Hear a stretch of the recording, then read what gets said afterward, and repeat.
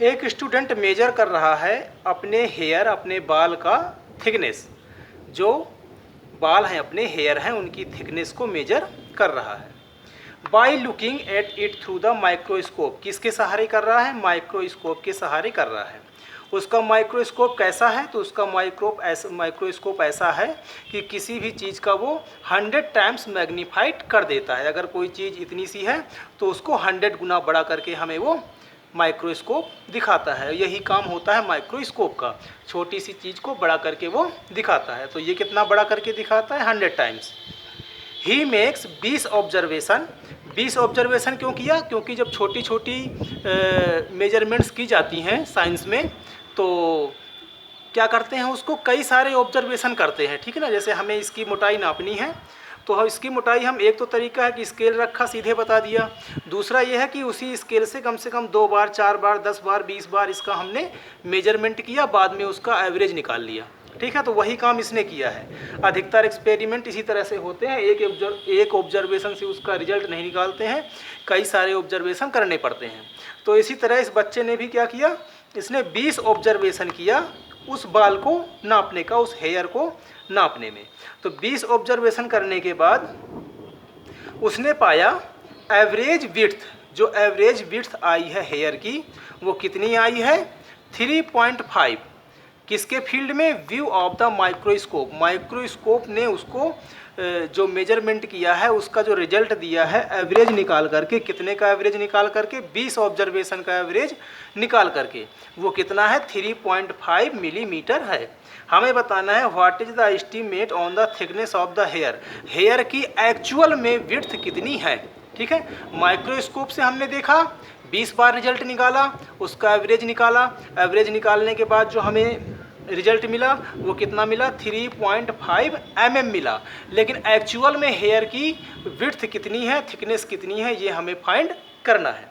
तो पहला मेथड तो यही हो गया इसका।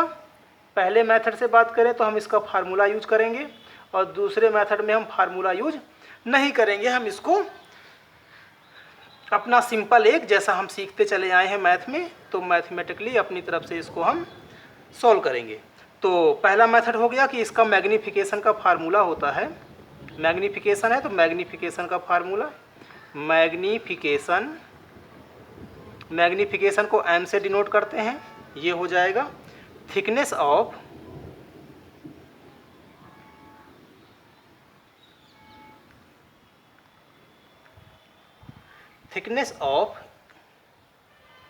Image of hair.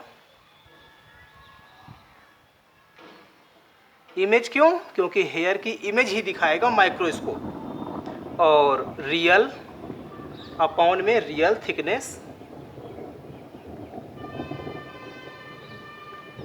Of hair. तो thickness of image of hair microscope के द्वारा, और जो रियल थिकनेस है हेयर की वो अपॉन में किसके बराबर होगा? तो मैग्नीफिकेशन के इक्वल होगा।